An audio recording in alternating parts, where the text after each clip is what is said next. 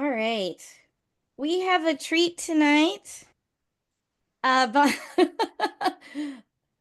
Bonnie, is it Krupp or Yes, Krupp? correct. Bonnie Krupp of the Amador branch is here to talk about her branch's DEI strategic plan. So you know we have the California State AAUW strategic plan for DEI. The Amador branch created a branch DEI strategic plan for their branch. And um, Charmin, I'm not sure where Charmin is. Maybe I missed an email from her, but Charmin and I were impressed that a branch had their own DEI strategic plan. And so we invited Bonnie to talk about it a little bit. So you could think about whether your branch might like to do the same, probably won't do it exactly the same way Yeah. or have the same things in your plan.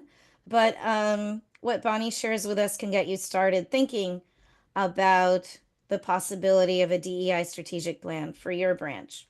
So I am going to let Bonnie talk to you a bit first. And then when you're ready, Bonnie, let me know and I will share the plan on the screen. Okay, perfect. And I'd like to say that Terry Hausman is our branch president. So hi, Terry. Oops, where'd she go? Ah, I said hi and she I'm left. here. I tried to get the video on Oh, and it didn't work. So, hi, and I'm so glad you're there. so she's here to keep me honest, I guess. So I'm here to support you. anyway, anyway, I am from the Amador branch, and I've been a branch member there for about 20 years.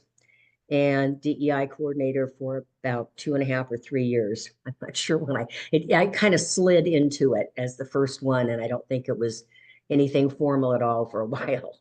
Um, but anyway, I'd like to tell you a little bit about our branch.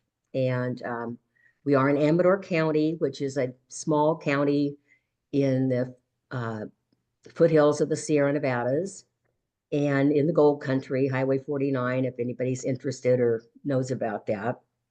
Our population's around 41,000 people, and we are described usually as a conservative, older population. Um, our demographics are very, very heavily white, at least 75%, and then other ethnicities and sorts of where and races are divided up into small little groups. Um, Our branch was chartered 55 years ago, so we've been around for a while. And right now we have about 76 current members and we're growing. During COVID, our membership dropped down to about 50 in the 50s. So we've done a great job. Terry's been very good recruiter along with some other members. So we've definitely brought our membership back up. Um, what I'd like to tell you about the master plan is um, this isn't going to be a class in how to do a strategic plan. Um, it's something that I started, and then I worked with a lot of people to bring to fruition. And it took months to get it all together. And part of that was because um, it would be written, and then it would be reviewed by the board, and then it would be revised, rewritten, and more review, more revision. But I wanted to involve that. It was hard to think about involving the whole membership, but we have a big board, and it just seemed like a really good idea. I didn't want this to be my strategic plan. I wanted this to be the branch's strategic plan. So I depended heavily on people critiquing what I was doing. And you might ask, why did you even decide to do a strategic plan? And that is due to one of our very ambitious members. And she decided, I don't know who's, I suppose you're all familiar with the National Five-Star Program. And she got looking at that and thought many of the criteria would really be useful to improving and growing our branch. And one criterion on that STAR program is to develop a branch strategic plan, DEI strategic plan. And of course, and you would think I would know better at this age, but no. Oh, I can do that. Okay. I never learn. Anyway, so at that point, it was like, okay, how do I start this? You know, that's often the hardest part is just getting going. And what were my goals? And I can tell you that I had one goal, and that was I was going to keep the strategic plan to one page. And past that, it was pretty nebulous. So I started putting my thoughts together, and I realized that some parts of diversity, equity, and inclusion really resonated more with branch members than other parts. Um, when I first met Charmin, and she's not here yet, but anyway, when I first met Charmin a couple years ago, I was just a few months into being DEI coordinator. And I complained to her that my branch members really didn't seem to have any interest in DEI. And then slowly the light bulb came on, and it dawned on me that the problem was mine and not the branch members. I was starting out trying to be the DEI person with all the great terms and definitions and all of that. So I started out with that and, you know, putting things out, and I realized that I needed to be providing examples, stories that made DEI real. And how was DEI going to affect each individual person or the branch? And I had to just define DEI differently. You know, what aspects would catch the attention of most branch members, or at least some branch members? And I'm sure this isn't news to any of you, but after a few months as DEI person, it was really my wake up call. It was how I was trying to present DEI that was causing the lack of interest or the nobody getting excited about it. So I started thinking about each part of DEI, and I realized that diversity, you just can't focus on ethnic racial diversity. And we need to talk about all the different kinds of diversity, uh, culture, gender, opinion, ideas. And in a county, this is how it is. I'm going to say it like it is. In a county like Amador, people weren't buying that we were going to be able to recruit a large number of racially diverse groups or people as new members. There just had to be more to diversity. I had to concentrate more on other things to try to get something going. And equity, I needed to talk about equity in terms that mean something to members. For example, financial or pay equity, and how women making less, the wage gap, suffer in retirement. So that's something that you can get a hook on. You know, there's a reason to think about equity at that point. And then inclusion, how do we improve our branch culture to make it really inclusive in our perspectives, ideas, and ways of working together? So if you could put up the plan, please.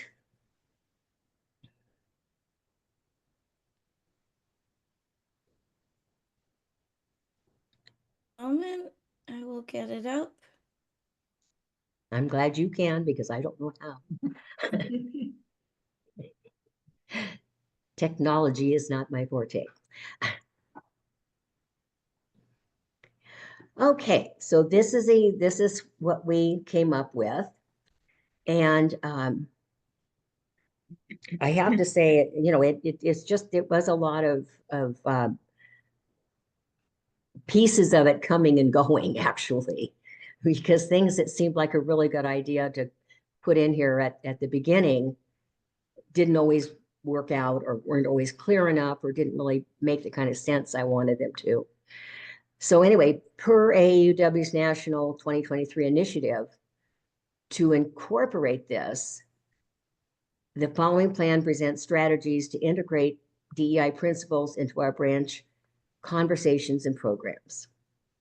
Number one is introduce branch members to AAUW DEI principles by regularly providing articles in goal filings, which is the branch newsletter, the branch website, Facebook and Instagram accounts, and providing links to other available resources, such as appropriate webinars, podcasts, and published articles. And the reason why I wanted to do this is because our branch does have a bi-monthly newsletter. And it's been my goal as DEI person to submit something DEI focused to each issue. And by saying submit something, I didn't just submit my articles or definitions or that sort of thing, but also links to webinars and AUW and other podcasts, published articles, book suggestions for members and book groups. And it was just mainly to keep DEI out there. And I wanted the reason why I wanted to, even though this is something that's ongoing, the reason I wanted to make sure this was in the strategic plan was I wanted the next DEI person or committee to keep doing this. I wanted it in here so that it became something that, when I'm not doing that any longer, somebody else is. And that was the reason for that one. The next one is to create a more welcoming and inclusive environment in the branch activity, emphasize, discuss the need to make new and current members feel comfortable and part of the group. This should be the responsibility of not only leadership, but member to member. Facilitate conversations at meetings, programs, and book groups, focusing on the many faces of diversity, including but not limited to age, generation, ability, face, sexual and gender identity, language, as well as race and ethnicity, and diverse perspectives, ideas, and ways of working together, and develop programs that encourage this type of discussion and participation. This is actually, I think this is hard. This is hard. How do we make new members insiders? And we have to remember that for both leadership and members, it's retention, it's keeping members. That's the goal. We can recruit if we want, but you have to keep your members. And in order to do that, all people really have to feel welcomed, appreciated, respected, and needed. And I have to say that under Terry's leadership, this has really been emphasized, and we're really working at this. And I think it's something that has led to our growth in membership. So, and I also think that, and this was because of the state DEI strategic plan. If you will notice, if you, I actually used the many faces of diversity. I took that right from the state so that we'd be consistent. I had close wording, but I thought it was a good idea to actually put the state wording in there so that it'd be more consistent between plans. But also working on programs, the develop programs that encourage this type of discussion and participation. I've been working on the program committee, and this strategic plan was presented to the membership in September at our welcome back meeting. And so it was adopted, it was voted on and adopted by the membership. So by that point, a lot of the programs for this next year had been already set. But having really good discussions with the program committee and trying to make our meetings, especially when we're looking at next year's meetings, we've done a lot of meetings with the DEI focus, but trying to do more meetings that are more towards participation and discussion rather than lecture. And I know this is something that Charmin really has in the state DEI strategic plan. So this was just to try to incorporate that and focus our programs a little more on DEI, and also encourage the participation by people. And all of this is to try to get people to be comfortable and want to stay with the group. I have something here, and I'm going to ask all of you. It's called, and it's a chart, and I don't suppose anybody can see it. It's called Organizational Inclusiveness. And right back when I first started as DEI person somewhere, I found this. And has anybody else heard of this? Oh, Patricia, yes? Oh, you're muted. Could you tell me where you found it? I haven't a clue where I found it, but I remember the chart because I used it at a board meeting. Because we Exactly. had to determine where we thought we felt. Yes. And Yeah. we talked about it at one of the statewide chats that most of the branches fell into the second box over, yet many Yeah. perceived they were further along than that. Exactly. Exactly. And I just wish, well, anyway, if anybody ever finds this somewhere, please, I have looked and looked. I don't know where I got this, but it's really been, I think it's great because it talks about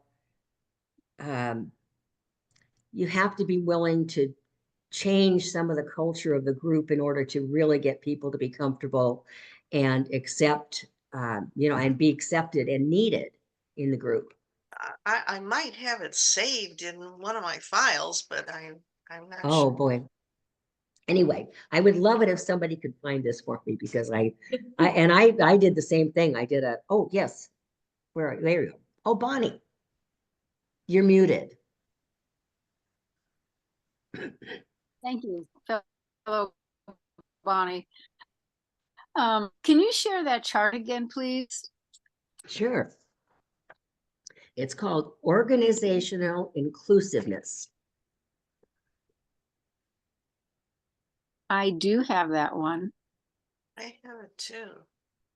Yeah, I'm from 2 years ago. It was Yeah, it posted. was part of Yes. the equity lens and the, I'm sure I Yeah. have it saved in my files. Well, anyway, it's Bonnie Krupp at yahoo.com. If you can figure out where it came from, because I'd love to be able to. I mean, I've mentioned it in articles that I've written and different things, but I'd like to be able to say where it comes from because I think it's It really came good. from this committee Oh, did it? as part of the presentations of the Oh. paperwork that we received at maybe the first or second year. Oh, see, and I picked it up somewhere else, but I don't know where. So anyway, that was just a little extra there. If somebody could help me with that. Okay, let's go back to the plan itself.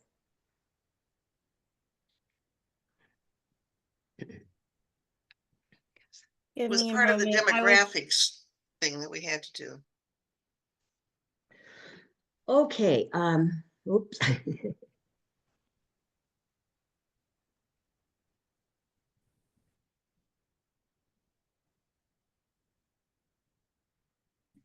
Okay, number 3.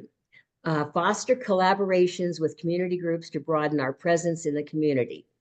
Identify and collaborate with other AAUW branches, community groups, professionals, for example, teachers, healthcare workers, and Amador College Connect, which I'll explain in a second.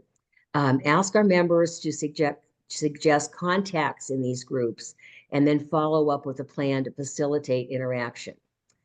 Share the AAUW mission to attract new members.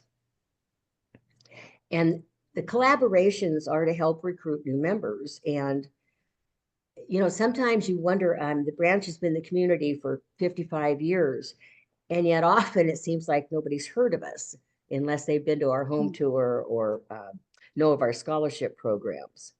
So one way to diversify our membership is to engage other groups and then recruit new members from that group.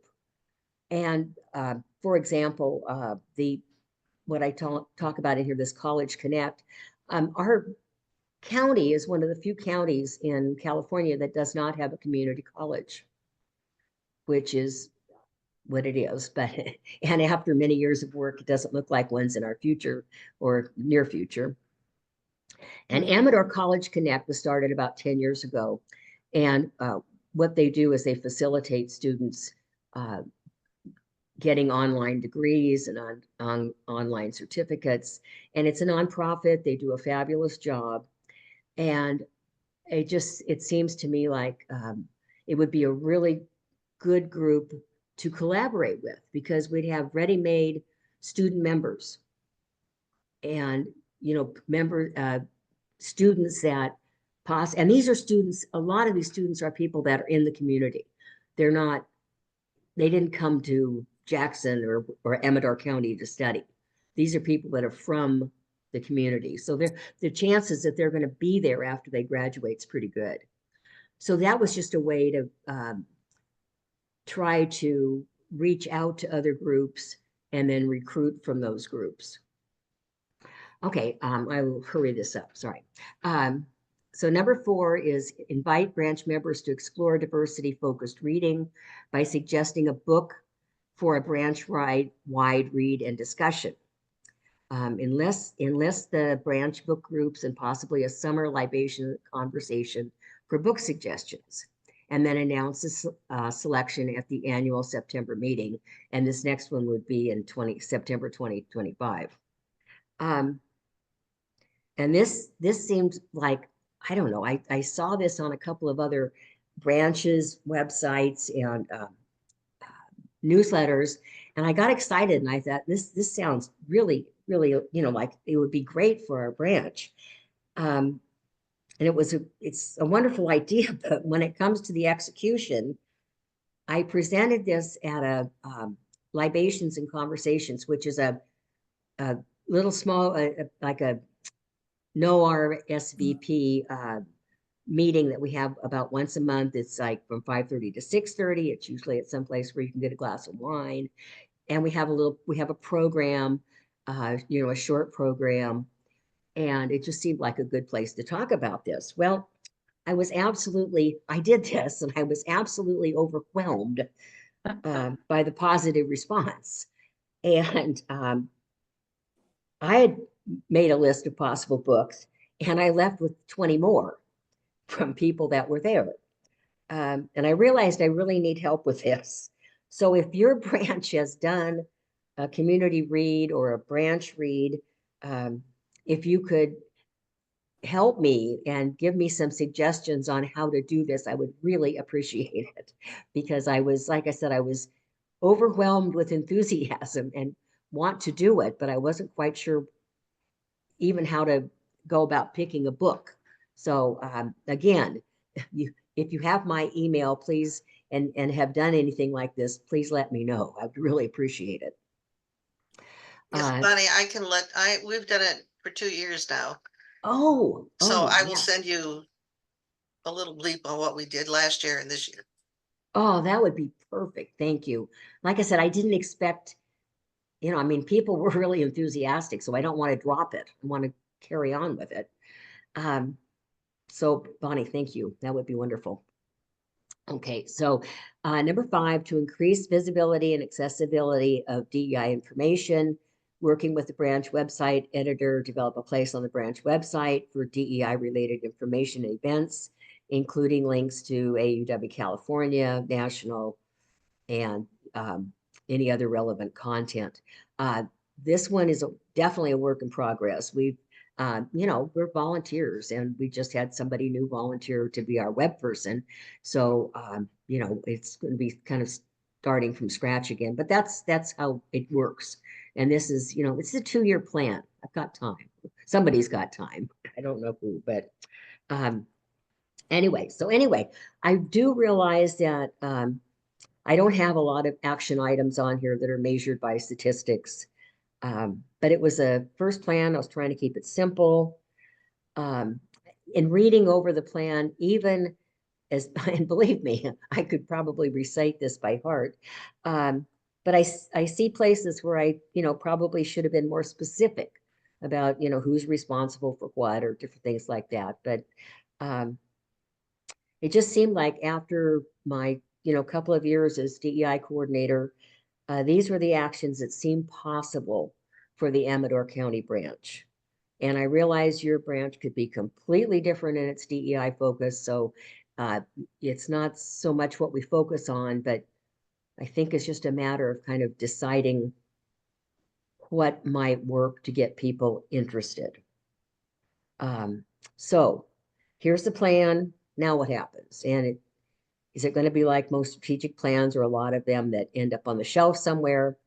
I'm thinking that one approach might be to take each one of these sections and reintroduce them in our goal filings newsletter with like one section a month with an update on the progress.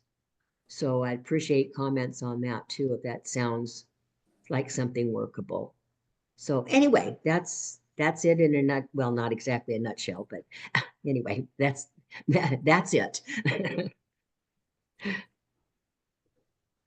So Thank you, Bonnie. Excellent. Where's the yes there? There's the Zoom applause. oh Questions, I have yes. comments? I Yes. have just a little comment. Bonnie, is there a way we could have a copy of that plan and Patricia, the chart for those of us that are brand new in this position and we, we haven't seen the chart that you were speaking of? I mean, you can absolutely share the plan as far as I'm concerned. I don't, Terry, there's no problem with that, is there? No, not at all. Yeah, that's what I What figured. I I mean, can do is Good idea. I could link it that's in the yeah. next board to board. I could do Oh, that. okay. Yeah, Yeah. that would be great. I mean, because there's no secrets, like I said, it's just, and it's not, I'm sure it's far from perfect and everything else, but it's um, what we came up with and hopefully things that are doable. So, Thank you. And I just want to give a shout out to Bonnie because she put a great amount of work into this and it was fabulous. And we also had a broader branch strategic plan, and we used all of her comments and guidelines to create that strategic plan. So it's keeping us on our toes, and the guidelines are there. So thank you, Bonnie. okay, perfect. So any other questions or suggestions or help? I just want to say, Bonnie, I think you're already, at least for the first item, the first goal on your list, where you were talking about including articles in your newsletter. I think you're already doing that. Oh, absolutely. That Yeah. was the whole thing, Carmen. Yeah. I just wanted to include that because I wanted to make sure that when I'm not doing this anymore, Yes. the next person, it's out there. It's like Yes. out there. Okay, this is what we should be doing. Because I think because people have commented to me, this really keeps, I see it in the newsletter and it kind of keeps it in the forefront. Makes me think a little bit about it. Or, Yeah. if you miss a month, I miss it, so that sort of Right. thing. So.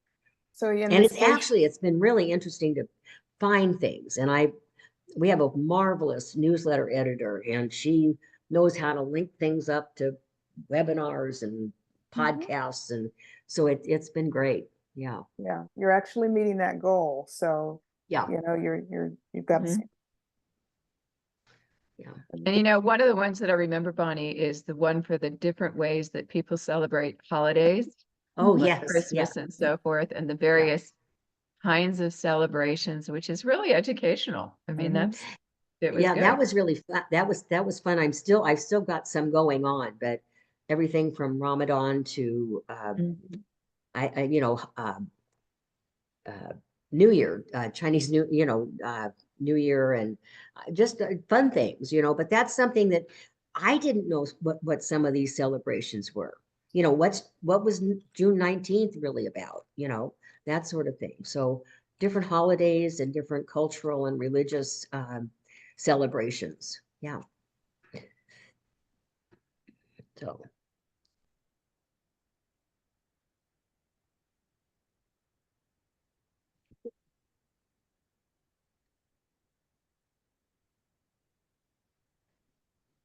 Yes. Oh, you're muted again, Bonnie. Okay. I'm not sure why in my branch, which is just north of San Clemente, in Mission Viejo, Saddleback Valley, we decided to have DEI as a committee instead of just to be like the chair or just a coordinator for the whole branch. And so when we had our kickoff welcome last month, you know, we had our interest groups and people would sign up, and then I had my DEI group, and I have like 3 people, and I'm thinking, wait a minute, it should be a whole branch participatory activity or involvement. And any suggestions on how to get to that place? I have, there's games I got, I guess, from, I'm not sure if it was from National a couple years ago, for DEI games to get to know each other and backgrounds and interests and so on, as well as that may be where I found the chart as well. But I thought it shouldn't just be a committee meeting, you know, 4 people talking about Right. DEI. It should be broader than that. So any ideas how I can incorporate besides 2 presentations that I'm doing this year? Yeah. You know, it's hard. I mean, especially the first year or so, I mean, I didn't have a committee. I couldn't, you know, wasn't getting a lot of enthusiasm. So I don't know. Yeah. We're doing like a short 20-minute, maybe 25-minute activity at the opening of each branch meeting. At the September meeting, when we had the Tech Rec girls and their families there, we did banned book trivia using adolescent books that most of the girls had read and could take part in the conversations. And then in October, what we did this month was we presented the topic diversity, and there was a writing prompt, and everybody wrote about an experience they had at some point that made them believe in a certain thing that ended up really being a bias or a prejudice, and then how later on they learned. We took a quote from a book that we were reading about social justice by Dolly Chu, and so they wrote to that, and then we had discussions about how our views changed as we became adults and were exposed to different things. Next month, I'm doing the one that's like on the leadership thing, but it's going to be on the topic of headwinds and tailwinds, and how we all have different identities, but one identity we have in common as a group is we're all university women. But how did we get there? And so the chart is like one of those where you go around and find people, but it's anybody who was ever in foster care, anyone who was a legacy to a college or a university, anyone who received a scholarship, you know, different headwinds and tailwinds. And so we're introducing that concept using that activity. Then I have another activity planned where I have the terms and their meanings and pocket charts. And on the table, they're going to be color coded. All the definitions will be in one color and all the vocabulary words will be in another color. And they're going to have to go around the room and match the meanings and the definitions. And then I have a couple on, we didn't do it in time for the election, but on the voting test that in the 1960s in the South, people had to take, and then they could select who had to take the test. So we're doing a lot of different kinds of interactive things and things that they talk about, and we're hoping that there are some action after it. For example, like after we did the banned book thing, many people asked for that to use with their book clubs. 2 of the ladies are librarians, wanted to use it at their librarian meetings. So that's how we're doing interactive things. So I have a whole bunch of them. You can go online and find all kinds of things.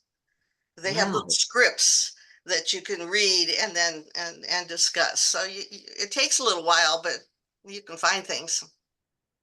But this is That's like interactive activities, just, and like you said, before the meetings and, short things. That sounds great. Yeah, It we That come does. sounds right at really It the good. really beginning of the does. meetings.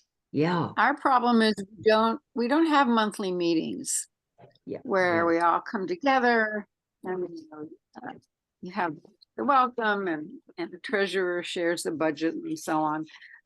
We just the monthly meetings are just for like the leadership council. That's what we have. And Yeah. then we have the yeah, presentations every month.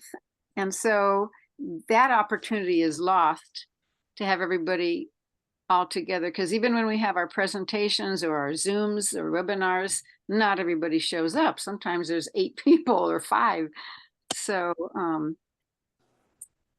I wish we had, and I presented it already several times about having a monthly meeting, as you're describing, yeah, where the members should be showing up to know what's going on with our group besides just reading the motivator, which is our newsletter. yeah. Can I ask Patricia, how big is your branch? Oh, we have about 100 members, but we only have about 30 or so show up at our monthly meetings. Oh, that's Because wonderful. we have 200 Yeah. and we have Really? monthly programs, but they're Right. open Yeah, to we the do too. public. Yeah, we have Yeah. monthly programs. Mhm. That's ours too. But out of Yeah. that, out of 200 people, I think, we get maybe 25. Yeah, yeah, we average around 34 is like, wow. Yeah. Well, we finally got 40 members this year, so we're way behind you. We used to have upwards of 60 and 70 people, but we always had luncheons and the cost became prohibitive. Yeah. It was going up to $40. And that was for a brunch. And so Yeah. this year we are using a fellowship hall at a Quaker church, and we are just serving continental breakfast. We just have rolls and sweet rolls and coffee and coffee cake, and nobody's complained. And we do charge a $10 fee because we do have to pay for using the room, and we have to pay for the coffee and stuff like that. But $10 is a lot better than 40. Yeah. Ah. But we have the same issue because we don't have monthly meetings like that, like Mm. monthly business meetings, because we just have the programs, and then the leadership committee meets once a month, but Yeah. or the board, as So we it is call the it. same. So Our it board is meets, hard. yeah, our board meets once a month, and then we have a monthly branch meeting with a Yeah. presentation, some kind of a program each time. Yeah. Like this last month, the public policy person went through all the state and local propositions and ballot, and I explained where the money was coming and who was sponsoring each bill and stuff. So we always have a program. Yeah. Patricia, what are the demographics of your branch? We're a very Whittier is a Quaker city, so the origins are a very conservative group of white women. That's why this year our focus is on cultural awareness of our communities, because even though we're the greater Whittier area, we tend to draw mostly from a little cluster of women who are in 3 or 4 different groups together. Every club they belong to, and it's like this core of women. So we're doing things to like dining for diversity, and we're highlighting the calendar with activities and trying to highlight all the cultural and ethnic opportunities in our area so that we can look at, in terms of membership, where to draw from so we can expand our diversity, because we're a pretty much aging out white conservative group of women. That's why even DEI, nobody would take it. And so we moved into it. We're calling this a soft open, where we're moving into getting them used to talking about these issues Yeah. and feeling comfortable with it. Yeah. Yeah. Well, we're looking at diversity in our group. Like I said, we've had a really good recruiting And, but our diversity is a little different. We've actually added a lot of younger people, Mhm. which has We're been pretty trying. exciting. And we now have, I think, 5 male members. We do. We do. Wow. Yes, We're trying to diversify as much as we can because, that's right. to your point, Patricia, we are also aging white women. Yeah, The demographic in our county is mostly white women. And so we're trying to diversify with younger people so that we can sustain the group. Actually, also reaching- yeah, in the greater Whittier area, actually, aging white women are more in the minority. And so we do not at all reflect the greater Whittier area Oh, demographics interesting. at Mhm. all. Interesting. Okay. As I say, it's We've, been this we've, cluster of women who have been the movers and shakers in the city of Whittier, and it are on the museum board, in the library, and uh, they've sort of orchestrated all of the different groups. And now we're going to try and branch out from that. yeah. well, we've kind of focused on recruiting younger.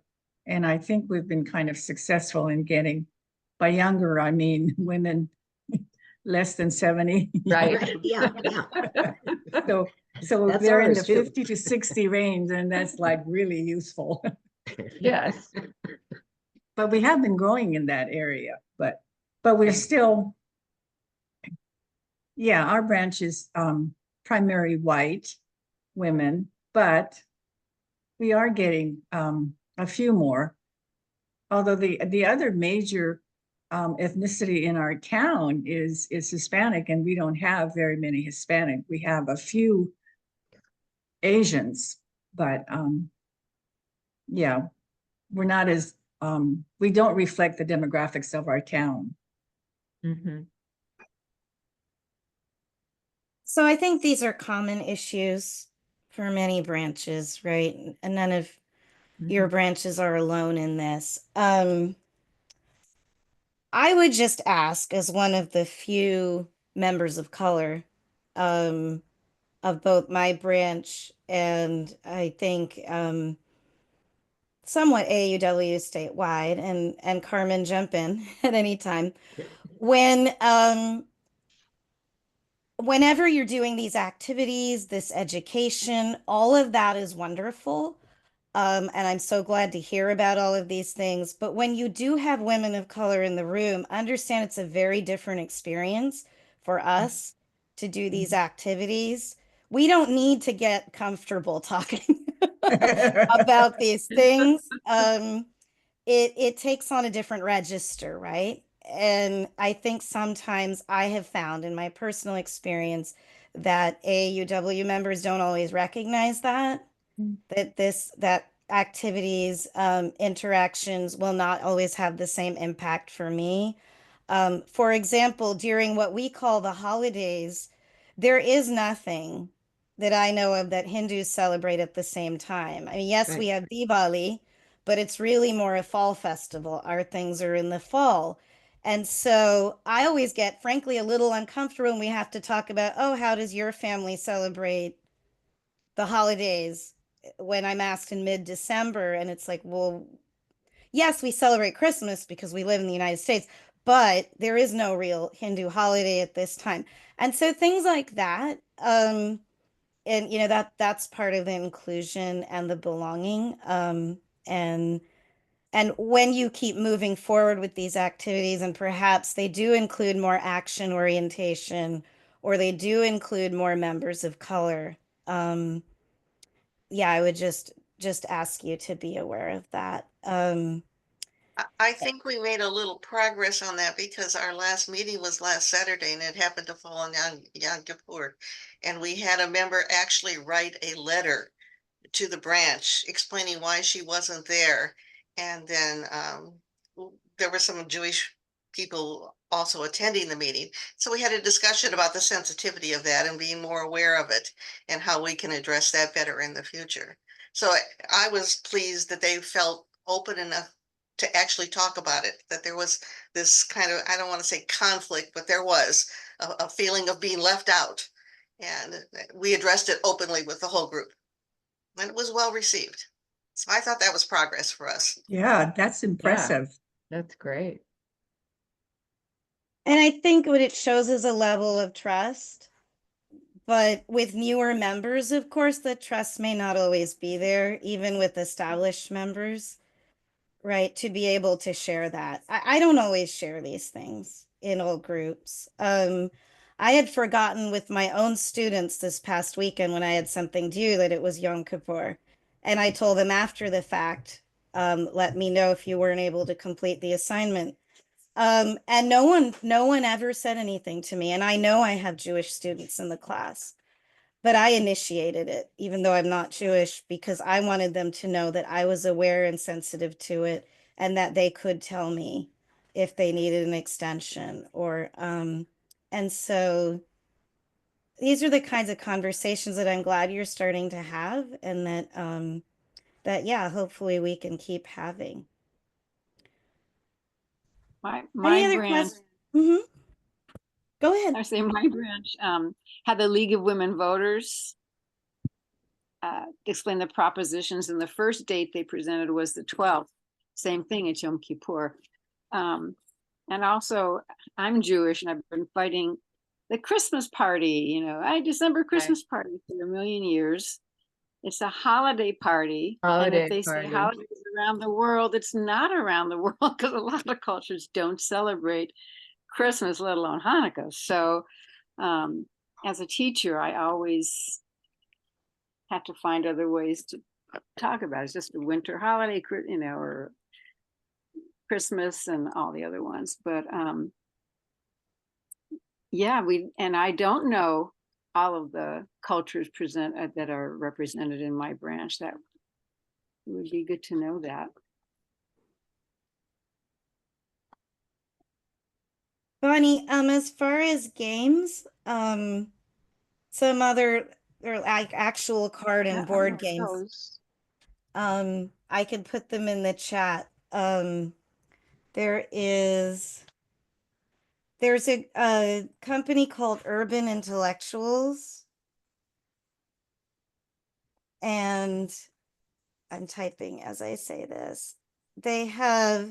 You can find them online. They have Black History flashcards, but they also have a Black History matching pairs game, which is basically memory, but based on the Black History flashcards. And I had a DEI game day program for my branch about a year ago last November.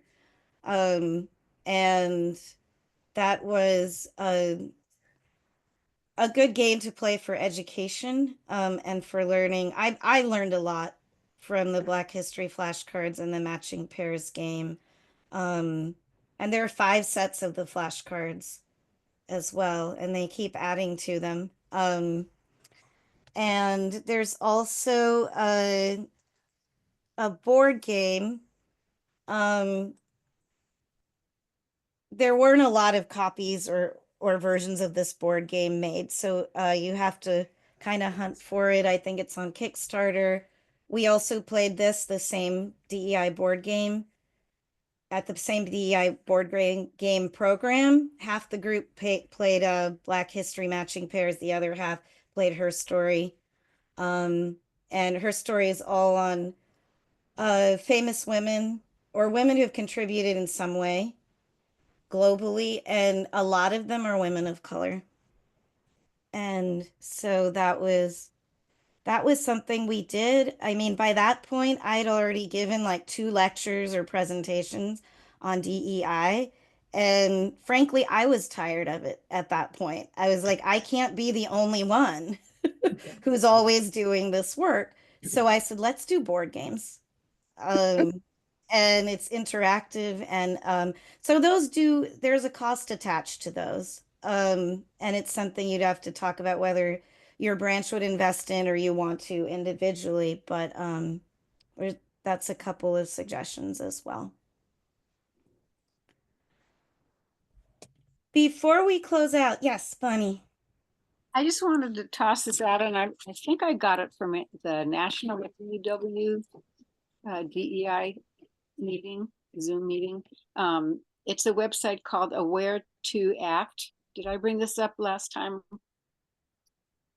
I don't think so. Okay.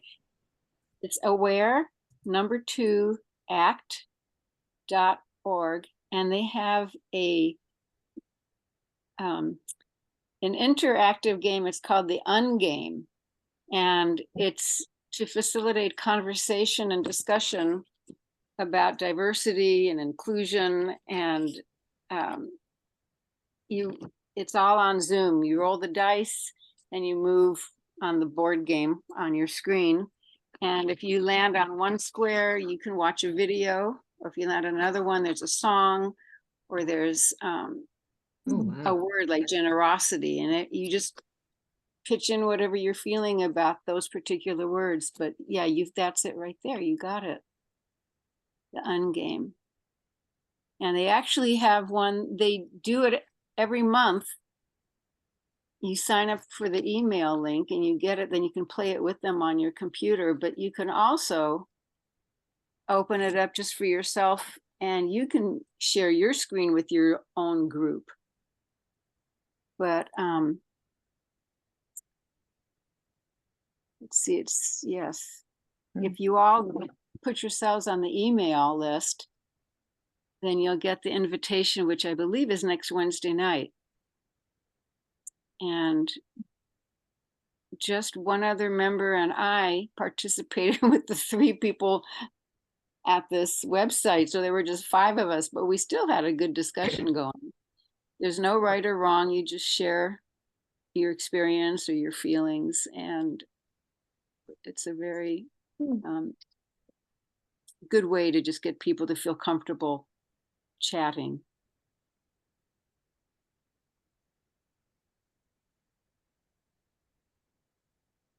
Good to know about. There's also Disparity Trap, which we're still figuring out in my family because it's such a complicated, it's a complicated game written by a professor. That's one I haven't tried yet with my family or AAUW, but that's another one to be aware of. But I like this Ungame one because it's online and it looks like it's free. It is free. Yeah. And I did it with a couple people at just a meeting the other day, and you just need the internet so that you can get to the game. And we met at a bakery, so I just faked it because I didn't have the internet there. Can you get on at any time, or is it just on that October 23rd? No, you can. It took me a while, but I found the link in that website so that you can call up the game on your own computer and then play it yourself without them. Oh, okay. Well, it's almost 8 p.m. And so I don't want to keep you much longer. Bonnie, thanks so much again. And I will share your DEI strategic plan in the next board to board. If you have not yet taken the survey, the DEI survey for your branch, please do. I'll link that in the next board to board as well. You have basically until Thanksgiving. I still haven't turned in the one for my branch because I want other branch members to answer the last 2 open-ended questions, not me, before I submit it. So, so you still have time. And if you had trouble accessing it or anything, please let me know. I can send you the link. We've had 8 branches respond so far, and I was just looking at the responses. So that's good. Including I think some of the branches here maybe. And oh, let's do maybe 1 kudos each to close us out, Carmen. Kudos or shout out to a branch. So Carmen has been looking at the Northern California branch newsletters. I've been looking at Central and South to see who's doing what with DEI. And we wanted to highlight a couple of things. So I will highlight Napa today. I know Melinda Dittman is not here. She's the DEI coordinator for the Napa branch. And this is just some information that she passed along I thought was very interesting. She viewed a documentary film that's entitled Bad Faith, Christian Nationalism's Unholy War on Democracy. Hmm. And it's a film that looks at 20th century efforts to maintain racial segregation, as well as current efforts to dismantle church-state separation, to exert control on the government. It details the history of right-wing think tanks and data banks like the Moral Majority and the Heritage Foundation.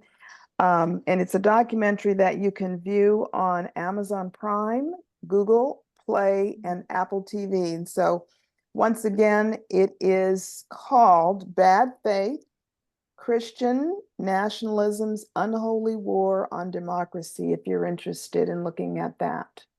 Sort of relates to what is going on with the religious right during this political season and the origins of that. So if you're interested, you can find it on Amazon Prime, Google Play, as well as Apple TV. Good to know. Thank you, Carmen. Mhm. Um, quick shout out and kudos to the Fallbrook branch. I don't think there's anyone here right now from there. They are doing nearly monthly DEI group meetings starting in September with coffee and conversation, and they're trying to commit to an action project for this year, which I thought was great. I know Morgan Hill has done that in the past with murdered and missing Indigenous women. And so I'm glad to see Fallbrook follow suit, and they haven't decided what it will be yet, but they are going to commit to an action project. I'm assuming their community. And then in October, this Saturday, they're having a Native American dinner and drumming circle. And they're in November, December, they're doing a field trip to an Afghan business in their area. And in January, they're going to visit a Chinese Buddhist temple to celebrate Chinese New Year. And what I like about this is it's action oriented. They are not just bringing in people from minoritized communities, but they're actually going to those communities and not just expecting those communities to come to them. So I wanted to highlight what they're doing, and hopefully someone from Fallbrook will see this recording. And hopefully Melinda will see, see it as well. Yes. So we're 2 minutes over. I can stay for a few more minutes if there was anything else you wanted to share or talk about, but I'm going to stop the recording and bid you all a good night.